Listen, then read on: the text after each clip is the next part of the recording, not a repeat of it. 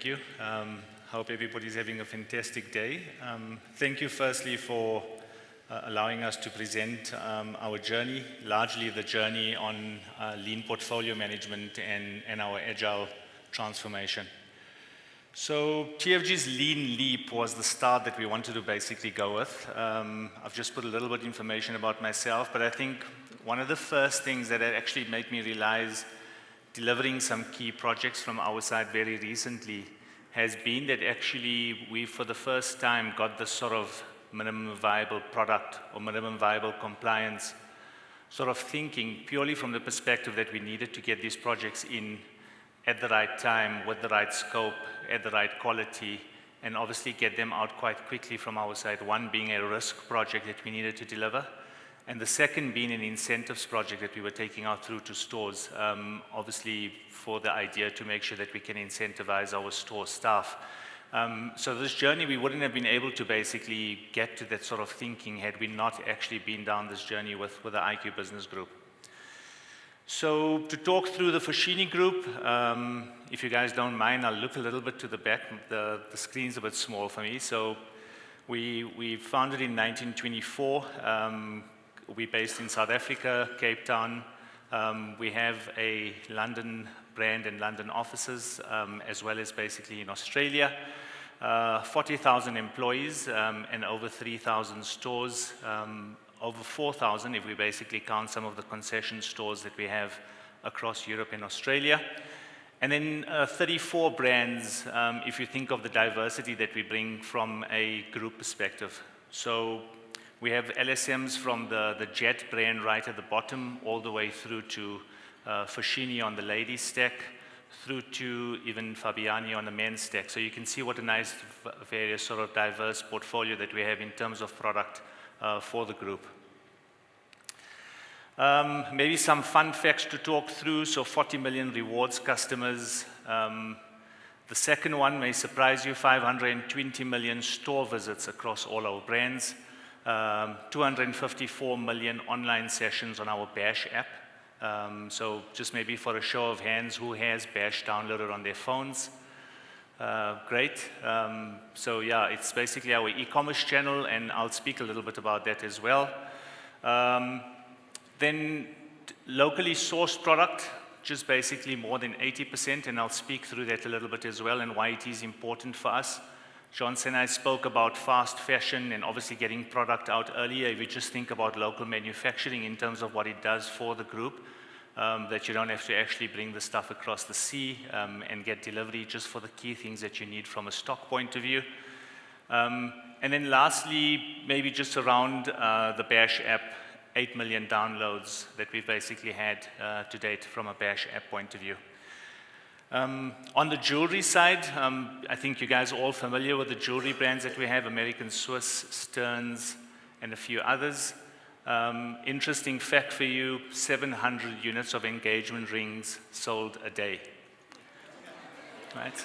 Okay, I have to admit, they don't all end up in marriages, but that isn't our sort of problem that we're trying to close. But largely, if you think about that, it's an amazing stat to have, and just in terms of what a strong presence we have in that space.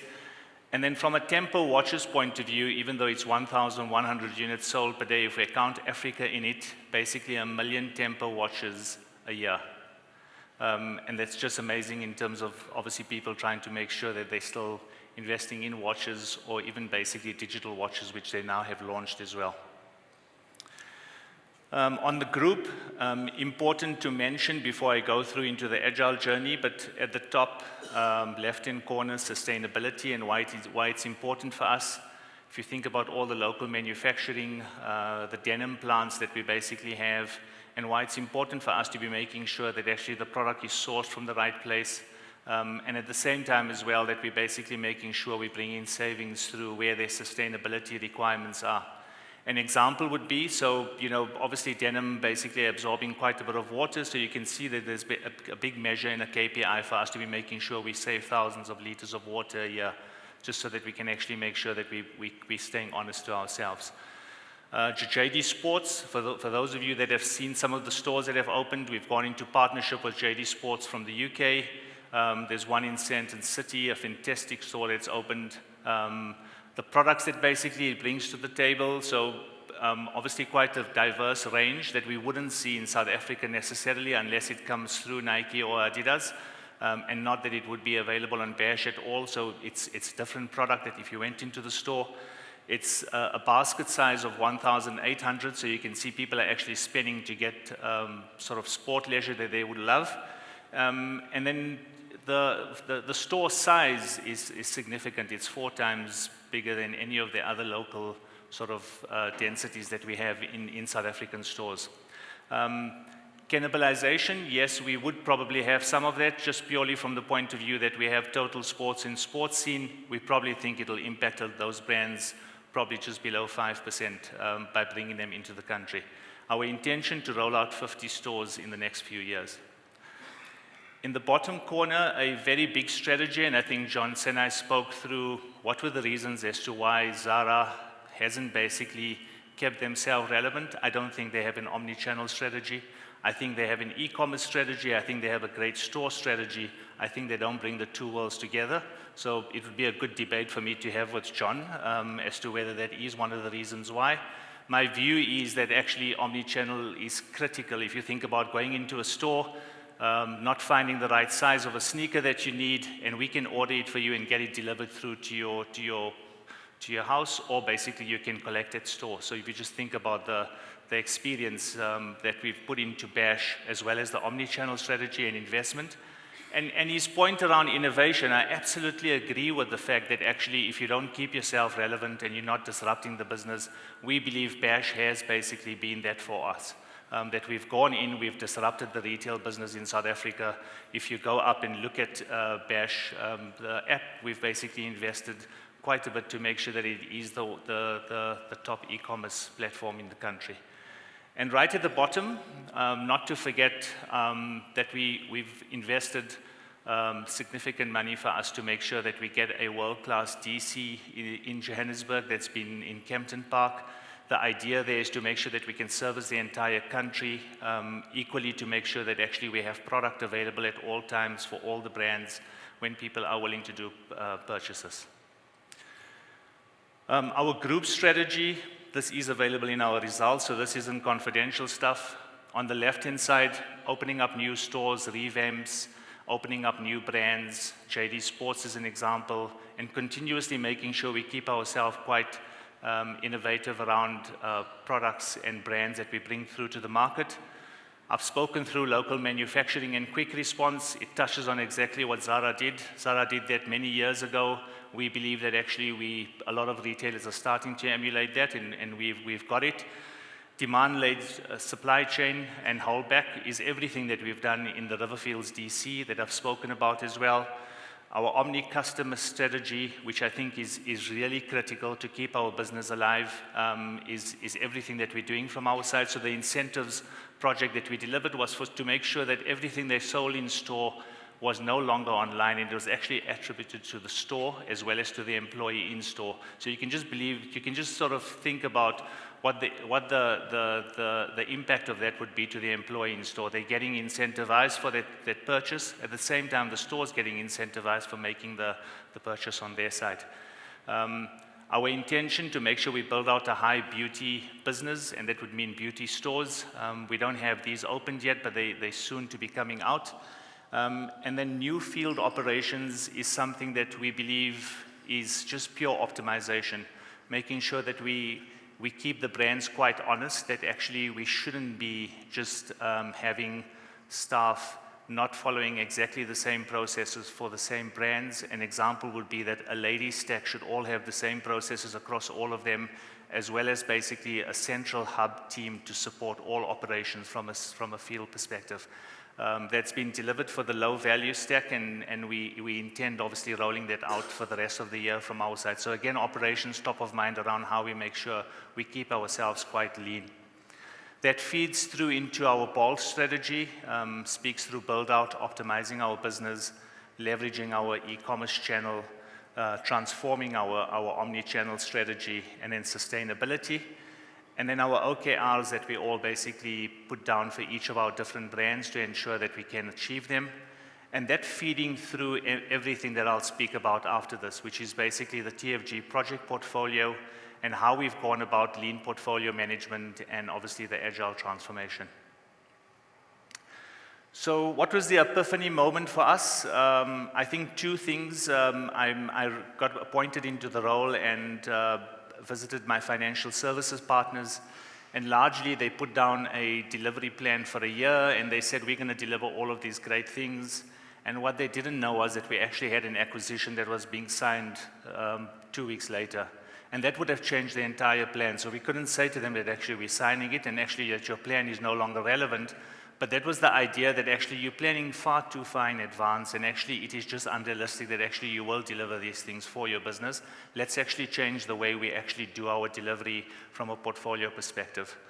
The second piece, our group CIO, Jacques, reminds us continuously, and it's research in an Oxford paper, but basically around SpaceX and NASA, one being fast IT and the other one being slow IT. And I fall on the slow IT side. So if we didn't change the way we needed to do things, there was a very clear message for us to make sure that we started getting our ways of working better and our delivery faster.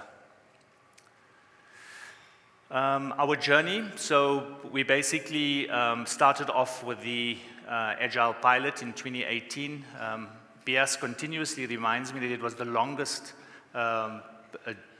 pre-sales work that he had to do. It started in 2018 and we only then formally signed in 2023. So kudos to him for his resilience. And we continued on the Agile pilot. We kicked it off in 2023. Again, we started in Infotech IT. I'll talk through some of the learnings around that. We started getting the teams to basically start practicing some of that. We started getting our LPM and Agile principles embedded in the teams from a lean portfolio management point of view. We very clearly made sure that we put clear strategic alignment for the group down, and the idea around that was giving them what the group strategy is, showing them what was important for the next quarter, and ensuring the teams were very aligned as to what they needed to deliver. That focus for me basically changed the way that we started doing delivery. Our team started planning basically better. We were more focused. We ended up going through into PI planning cycles, which were quarterly. We structured our teams from our side into arts so that we could obviously make sure that we're starting to get them to get that cadence. We put together our COPs. We put together a change cohort, which was quite important for us because I think we started off the journey without change. And what we did have was that I was the CTO pushing for this to happen, and I had the other CTOs saying why it wasn't possible. So we needed to get a CTO guild just to make sure that we could talk through these things, which wasn't really easy to do either. And then with the end of 2023, we basically then completed, we started the onboarding of additional teams. The reason I put in TFG Align in there is that we've renamed Lean Portfolio Management to TFG Align. We've tweaked it specifically to be applicable to TFG and some of our processes, but largely we're following exactly the same principles. And the idea was also just to put some branding around it to make sure that the teams understood that we were changing our focus. What did we achieve from our side? So the outcomes, teams were more focused on those outcomes. We started getting into an incremental delivery cycle, which we didn't previously have. We made sure that decentralized decision-making was taking place from a team perspective. Continuous improvement culture that we started bringing in. So an example there would be that we would have a 2-day PI planning cycle across all teams. We've optimized to 1 day. A lot of work going in before that to make sure that we can continuously improve, but equally around processes that were not working for us or where teams had challenges around some of those. I've spoken a little bit about us thinking about agility. I think my team disagree with me that we are agile, but around some of the principles around when we do have new demand coming in and we do need to respond to it and we do need to basically bring in agility. My feeling is sitting at the top, and sometimes sitting at the top isn't the greatest to see things, but what you do see is that actually the teams focus on that delivery to get that delivery completed, and that the teams are agile around and flexible around making that change. Efficient resource utilization, I've spoken around strategic alignment. I think we do that quite well from our side, and largely very much making sure the teams have great alignment to it. And then important incremental delivery that we're basically putting down. Our learnings, just to maybe talk through, and I only want to speak through to 2 or 3 specifically, but on my notes, the ones that I wanted to talk through was that it isn't a one-size-fits-all. And the reason for that was, firstly, your organization is very different from other organizations. So you can go and do best practice benchmarks, and you can go and do customer references, and you can find out what's happening with others. But actually, once you actually start implementing it in your teams and in your organization, do you actually know what works for you and what doesn't work for you? And I think those are the things to bring in. What we did have was very much challenges around our shared services team, so where we needed central work to be completed, whether it be our integration team, our BI and analytics team, or even our finance SEP team, that actually things came to a halt. The teams are very much delivering in quarterly PI planning cycles, but still continuously have challenges around the amount of demand that's hitting them and how we basically make sure we prioritize well for them. The second piece that I wanted to talk through was that I felt we've driven this from an IT perspective to the organization. So what we haven't done is we haven't basically gone through to the operating board and said, this is the way we're doing it, and it comes top down. I think there's pros and cons around both options. But my feeling is that we've taken business on this journey. They love it. We get their feedback from it around how strong we've empowered those product owners and how the business have come on the journey, but it still is IT driven. And the negative around that is that actually when new demand comes in, unfortunately, from the operating board, you don't really have a chance to think about how you do it besides prioritize and get things done. Had they been following the principles of lean portfolio management and obviously our agile transformation journey, they'd think differently as to how we bring new demand into the portfolio. And then lastly, the piece that I felt was important for us was that we didn't bring in any of the engineering practices into it. Now, that isn't any fault of IQ Business Group as a partner. You know, they gave us some guidance around it. I think the change was very big for our teams. But largely the fact that actually we did all of these great things around ways of working and changing our processes, but actually our IT teams were still delivering in exactly the same way. So no automated testing being brought into some of the teams, obviously looking at making sure that we have all the right pipelines created and CI/CD planning being brought in, etc. Some of the teams do it and some don't. And I think it is something that if you can get it right, run those in parallel with your journey so that you can actually make sure you're moving towards the sort of golden star. To close off, in the top left-hand corner, my team that are here with me today, I think they've been quite resilient around this journey, and to both Given and Natya, I think they've done fantastic from their side. To summarize, we basically bring in the group strategy initiatives that leans in through to our 3-year planning. We bring that into our OKRs and actually make sure that our business planning cycles that take place annually are brought in, and we then drive out business roadmaps. And we're then having quarterly planning cycles to make sure the teams are obviously delivering focus. And this, depending on the teams, the maturity is higher in some and some in others not as well. Then to close off, I thought maybe because Bia said it's a little bit of an AI conference, I talked a little bit about what we are doing from an AI point of view, or what we have done. We do facial recognition in our stores, not from a customer perspective, so don't be worried. This is obviously from a robbery point of view, so our stores get basically burglared and robbed quite often. We have a database of all previous incumbents that have obviously robbed our stores. We basically bring that back through to head office. We ensure that we alert the stores when this does happen. We drive data and analytics to make sure that we can obviously manage that well. And we're also bringing in things with regard to video analysis of crime scene footage. So where we have seen peculiar behavior in stores where people are coming in with potentially weapons, etc., weapon detection, and those type of things take place. We believe this is a very successful use case. It's specifically to TFG. We've been asked to sell it to the market. I think some of the other retailers and banks have now caught up with other technologies that are available. But largely, we did this pre-COVID in 2018, 2019, And we've gone down almost 50% of our robberies from 2018 and 2019, just purely by the fact that actually we have this AI available in stores. And that's it from me. Thank you.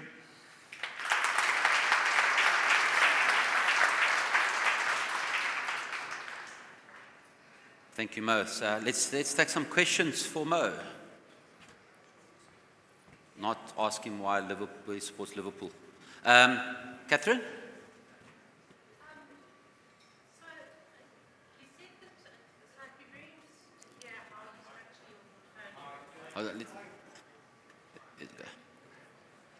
I'd be very interested to hear how you structure your portfolios, specifically in relation to the fact that you said that you haven't perhaps brought business along as much as you would have wanted to, and how you structure those portfolios and how you prioritize within those portfolios when you don't perhaps have business in line as much as you should.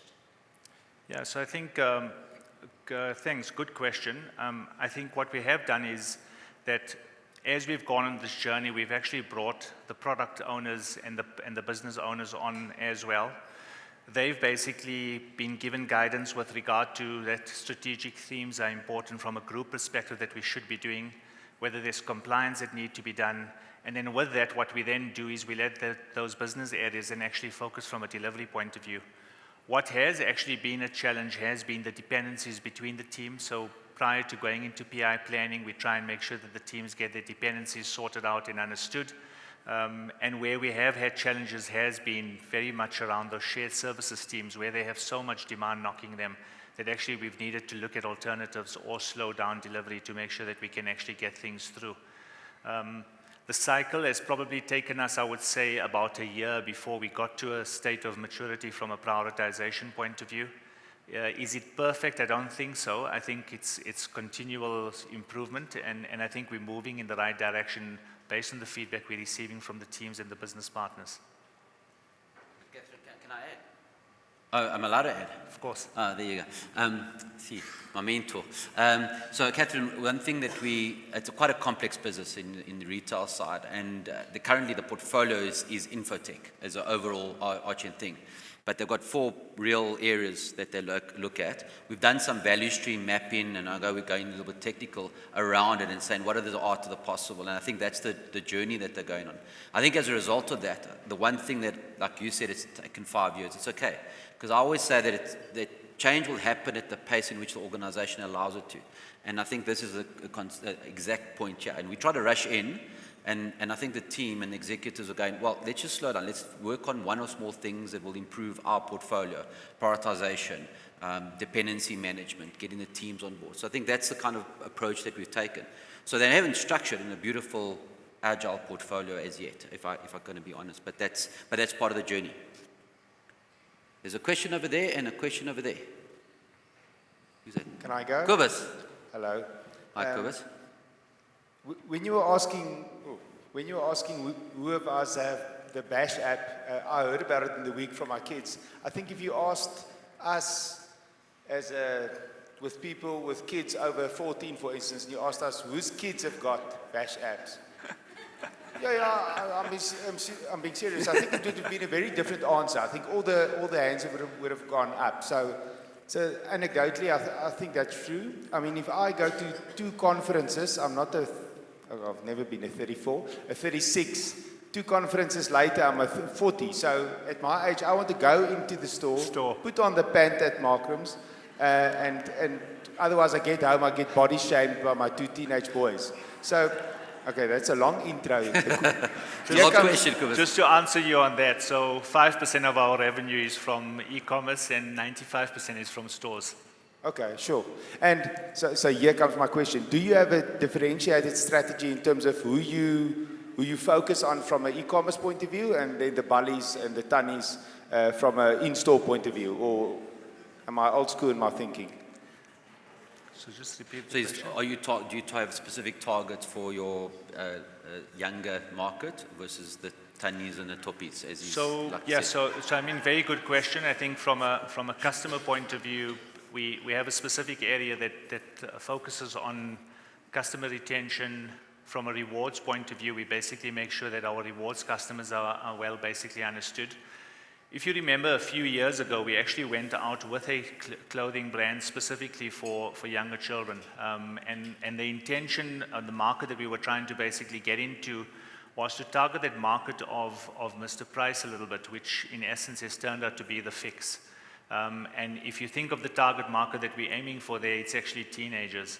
So as part of that, actually your customer EV is coming in, even though the parent may be buying for them, you're basically still getting the reward customer flagged as the mum, which in that case may not be 100% correct. However, from an online perspective, we've obviously then made sure that we've connected with the respective sort of age group that we need to be sort of working with. Now, it's not as easy as that, because if you think about even access to phones, the power of the sale still sits with the parent. And you know, so they can see things and they can obviously influence things, but it's actually the parent that's either buying or taking them to the store to actually purchase something.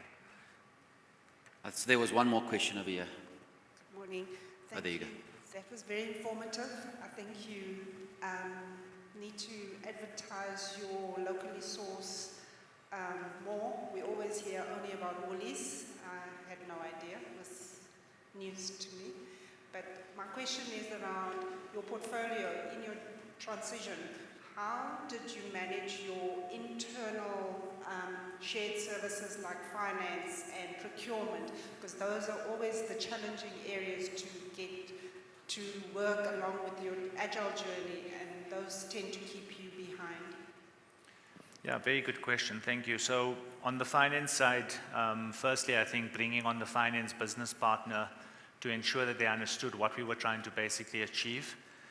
Secondly, they were anyway inundated with requirements and delivery long before we got into this process. So actually what you now showed them that is that if we actually prioritize, they actually were completing work, as opposed to actually what they were trying to do 20 things in that PI planning cycle or 30 things. So you basically gave them more focus from a delivery point of view. In that finance team specifically, what we've also done is increase the capacity of that team, brought in product owners, and those are one of the areas we've actually structured well with regard to the roles from an agile point of view, just to make sure that we can actually get delivery aligned. Is it perfect? I don't think so. I think we're still far away from where we need to be, but I think we're in a much better space. If I look through their prioritization, I think it actually goes through much better now. Both Given and Natia would disagree with me, because this PI, they had 53 features to deliver, and their thinking is that actually they probably will just get past 30 if they're lucky. You know, so I think they're still very optimistic, over-optimistic in terms of what their delivery is. So I think some planning improvements as well in that space. I think to wrap up, to summarize, I think I know I've showed the Geshido virtues up front, but if you think about the approach that we took, the first thing is to understand all the work.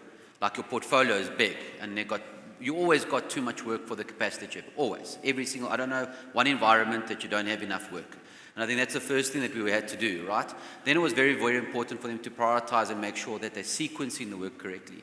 Yes, they didn't engage business initially up front, but over the period of time, they got better at it, from understanding dependencies, making sure that we're doing the right things at the right time, and reducing the amount of WIP. Then I think measurement was important from a portfolio management point of view. What is the impact that you're having? And then they're on a continuous improvement journey. They're going every time, they're reflecting, inspecting, and adapting the process. And I think they're in a much better place than when we started. So I think that's good enough. Yeah. All right. So thank you very much, Mo.